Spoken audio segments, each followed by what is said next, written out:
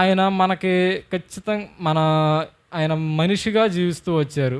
తను మనలాగానే రక్త మాంసాలు కలిగి ఉండి, తను మనలాగే ఆకలేసిద్ది అన్నీ మొత్తం మనకి ఏ విధంగా ఉంటాయి అన్నీ అతను కూడా అలాగే దేవుడు కూడా మనలాగానే జీవిస్తూ వచ్చారు. అయితే పరిశుద్ధంగా జీవిస్తూ వచ్చి మనం చేసినటువంటి ఆ యొక్క పాపపు క్రియలను బట్టి కావచ్చు, తెలియకుండా అజ్ఞానమైనటువంటి ఆ యొక్క క్రియల వల్ల కావచ్చు, ఇంకా ఆచారాలు ఆ యొక్క దుర్నీతి దుష్టమైనటువంటి క్రియలు ఏదైతే ఉన్నాయో వాటన్నిటిని బట్టి యాక్చువల్గా అయితే మనమే దానికి ఎవరు తప్పు చేస్తే వాళ్ళే శిక్ష అనుభవించాలి. ఈ లోకంలో ఉన్నటువంటి ఏ చట్టాలైనా కానీ అయ్యే ఖచ్చితంగా చెప్తూ ఉంటాయి. ఏమని, ఎవరైతే తప్పు చేస్తారో ఖచ్చితంగా వాళ్ళే శిక్షణ అనుభవించాలి. కానీ మనకి చూపించినటువంటి మహాత్యమైన కృప ఏంటంటే, మనమే తప్పు చేసాము కానీ మనం శిక్ష అనుభవించలేదు. మన కొరకే దేవుడు తన రక్తాన్ని చిందించి తను శిలువ బలియాగం ద్వారా మనకి ఒక గొప్ప రక్షణని అనుగ్రహిస్తూ వచ్చారు. కొంతమంది మనకి ప్రస్తుతం ఇప్పుడున్న లోకంలో కొన్ని ప్రశ్నలు ఎదురవుతూ ఉంటాయి. అదే ఎప్పుడో ఎన్నో 2000 సంవత్సరాల క్రితం అలాగా యేసుప్రభు వారు ఆయన రక్తం చిందిస్తే మీకెందుకు ఇప్పుడు రక్షణ కలిగిద్ది అని చెప్పేసి చాలామంది మనల్ని అడుగుతూ ఉంటారు. ఇప్పుడు ఈ మధ్య మరీ ఎక్కువగా అలా అడుగుతూ ఉన్నారు. కానీ మనం దీన్ని ఏ విధంగా అర్థం చేసుకోవచ్చు అంటే, ఇప్పుడు ఏదైనా ఒక భయంకరమైన వ్యాధి ఉందంటే, భయంకరమైన వ్యాధికి ఒక వ్యాక్సిన్ని వచ్చిన ప్రతిసారి కనిపెడతా ఉంటారా, ఒకసారి కనిపెడతారా? వ్యాక్సిన్ ఒకసారి కనిపెడతారు. మనకిప్పుడు ఉన్నటువంటి భయంకరమైనటువంటి వ్యాధులకి ఎప్పుడో కొన్ని వందల సంవత్సరాల క్రితం అవి ఆల్రెడీ వ్యాక్సిన్ కనిపెట్టారు. కానీ దాన్ని మనం ఇప్పుడు దాకా కూడా వాడుతూ ఉన్నాం. సేమ్ అదేవిధంగా ఇక్కడ దేవుడు చేసినటువంటి ఆ యొక్క రక్షణ కార్యాన్ని బట్టి మనం అప్పుడు 2000 సంవత్సరాల క్రితమే చేసి ఉండొచ్చు. కానీ అది మనకి ఈ భూమి అంతమైపోయే వరకు కూడాను అది మనకి పనిచేస్తూనే ఉండిద్ది. ఎవరైతే దేవుని ఒప్పుకొని విశ్వాసం ఉంచుతారో ప్రతి ఒక్కరికి దానికి ఆ యొక్క రక్షణ అనుగ్రహించడానికి ఆయన సిద్ధంగా ఉన్నారు. అలాగే మనకు కూడాను ఈ సమయంలో మనకి ఈ దుర్నీతి నుంచి మనల్ని విమోచించినందుకు మనం కూడాను ఈ లోకంలోనే ఉండి అందరిలాగా అలాగ జీవించకుండా కొంచెం మంచిగా జీవించడానికి దేవుడు మనల్ని ఈ విధంగా విమోచిస్తూ వచ్చారు. దాన్ని బట్టి మనం ఎంతైనా దేవుడిని స్తుతించాల్సిన వారమై ఉన్నాము. ఇంకా అదేవిధంగా మనం చివరిగా ఒక్కటి చూసుకొని మనం చివరిగా చూసుకుందాం. హెబ్రీయులకు రాసిన పత్రిక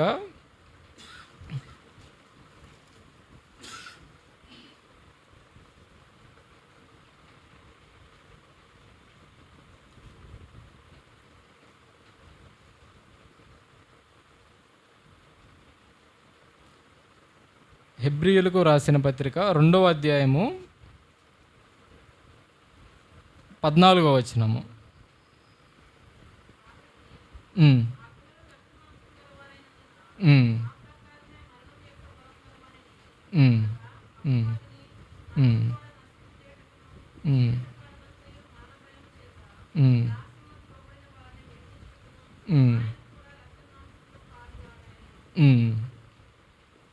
కాబట్టి ఆ పిల్లలు రక్తమాంసములు గలవారైనందున ఆ ప్రకారమే మరణం యొక్క బలము గలవానిని, అనగా అపవాదిని మరణము ద్వారా నశింపజేయుటకును, జీవితకాలమంతయు మరణ భయం చేత దాస్యమునకు లోబడిన వారిని విడిపించుటకును ఆయన కూడా రక్తమాంసంలో పాలివాడాను.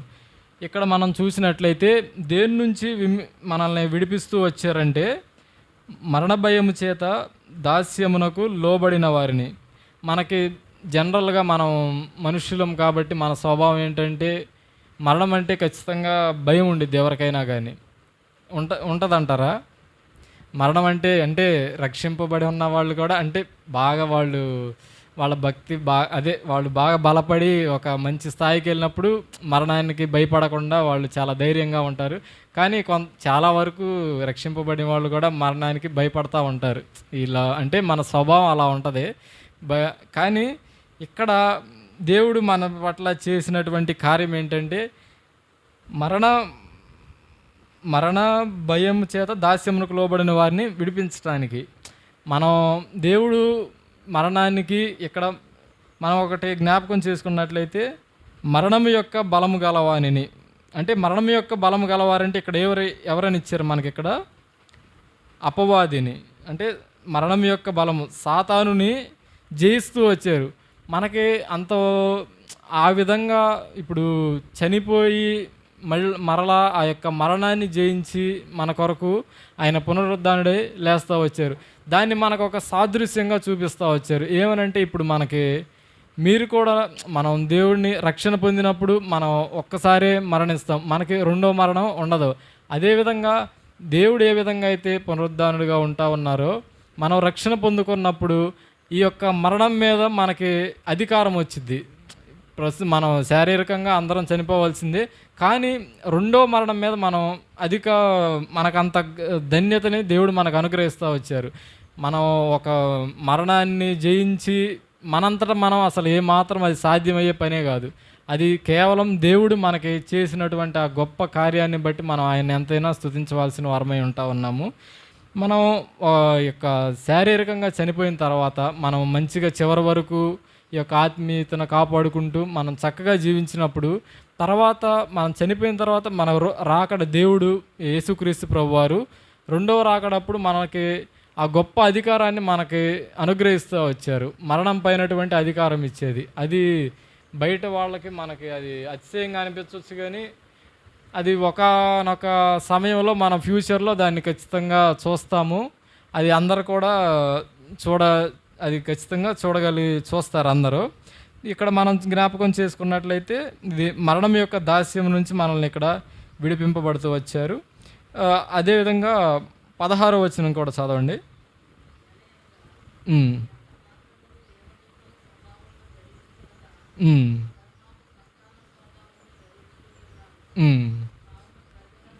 చాలండి. ఇది మనం అంటే కొంచెం ఆలోచిస్తే ఎలా ఉంటుందంటే, ఏలయనగా ఆయన ఎంత మాత్రం దేవదూతల స్వభావమును ధరించుకొనక అబ్రహాము సంతాన స్వభావమును ధరించుకొని ఉన్నాడు. ఇక్కడ దేవదూతల స్వభావము అంటే వాళ్ళు కూడా ఇప్పుడు దేవుని తర్వాత వాళ్ళకి అంత గొప్ప స్థానం ఇవ్వబడుతూ వచ్చింది. దానికంటే కూడా మనం తక్కువ స్థాయిలో రావడానికి మనం మనతో జీవించడానికి అంత తక్కువ స్థాయిగా చేసుకొని వచ్చారు. దేవుడు ఏ విధంగా అయితే మన పోలికలోకి వచ్చి ఆయన అప్పటి వరకు అసాధ్యమైనటువంటి ఆ యొక్క కార్యాన్ని ఆయన సుసాధ్యం చేయటానికి వచ్చి మనకు కూడా అటువంటి గొప్ప అధికారాన్ని అనుగ్రహిస్తూ వచ్చారు. మరణం జయించేటువంటి ఆ యొక్క దాస్యం నుంచి విడిపింపడేటువంటి ఆ గొప్ప అధికారాన్ని మనకి అనుగ్రహిస్తూ వచ్చాడు. ఎందుకంటే ఇప్పుడు ఒకవేళ ఆయన దేవదూతల స్వభావం కానీ ధరించుకుంటే మనుషులు కాదు కాబట్టి వాళ్ళకి కొన్ని శక్తులు ఉంటాయి. దాన్ని బట్టి వాళ్ళు మరణాన్ని జయించే వాళ్ళకి మరణం ఉండదు అనుకోండి, అటువంటి అలాగా ఉంటుంది. కానీ ఇక్కడ దేవుడు మనకి మన స్థాయిలోకి వచ్చి ఆ రక్షణ కార్యాన్ని జరిగించి మనకి పునరుద్ధానుడై లేచినప్పుడు మనం కూడా ఇంత ధన్యతను మనకు అనుగ్రహిస్తూ వచ్చాడు. ఏంటంటే మనం చనిపోయిన తర్వాత మరలా పునరుద్ధానంలోకి వచ్చి దేవునితో కలిసి ఉండేటువంటి ఆ యొక్క గొప్ప మనకు అధికారాన్ని అనుగ్రహిస్తూ వచ్చారు. దీని నుంచి మనం దేవుణ్ణి ఎంతైనా మనం స్తుతించవలసిన వారమే ఉంటా ఉన్నాం. మనం ప్రస్తుతానికి మరణం నుంచి భయపడవచ్చు, కానీ మనం ఉండే కొద్దీ మనం అటువంటి స్థితిలోనికి వెళ్తాం. మరణం నుంచి కూడా ఏమాత్రం భయపడకుండా ఉండి మనం, ఎందుకంటే మనకి రక్షింపబడి ఉన్నాం కాబట్టి పునరుద్ధానం అవన్నీ ఉంటాయని తెలుసు కాబట్టి మనం ఆ విధంగా ఉండటానికి ప్రయత్నం చేయాలి. ఇప్పుడు మనం చూసినటువంటి ఒకసారి జ్ఞాపకం చేసుకుందాం 5 విషయాలని. మొట్టమొదటిగా చూసింది, దేని నుంచి మనం విమోచింపబడుతూ వచ్చాము? దుష్టకాలంలో నుంచి మనము ప్రస్తుతం ఉన్నటువంటి దుష్టకాలంలో నుంచి విడిపించబడుతూ వచ్చాము. రెండవదిగా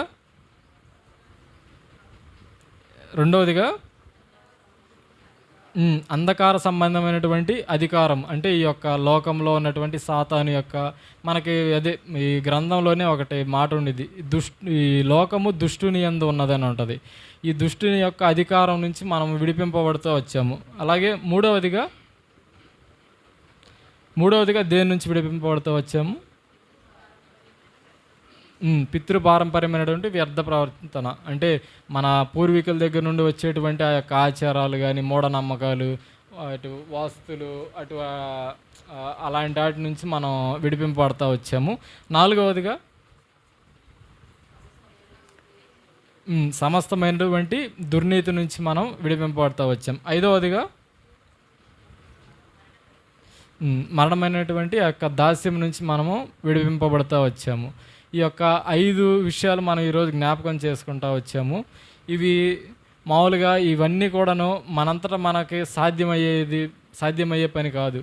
కేవలం దేవుడు మన కోసం చేసినటువంటి ఆ యొక్క రక్షణ కార్యం వల్లనే, ఆయన మనం అనుకోవటం కాదు కానీ ఆయనంతటా ఆయన అనుకొని మనల్ని ప్రేమించి గొప్ప మహాత్యమైనటువంటి ప్రేమను మన పట్ల చూపించి గొప్ప కృపను చూపించడం వల్లనే మనం ఈ యొక్క 5 నుంచి మనము విమోచింపబడుతూ వచ్చాము. ఒకసారి మనం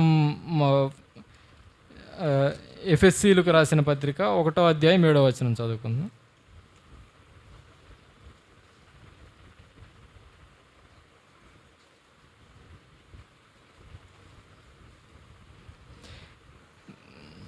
అందరం కలిసి చదువుకుందాం. ఎఫెసీలకు రాసిన పత్రిక 1వ అధ్యాయము 7వ వచనము.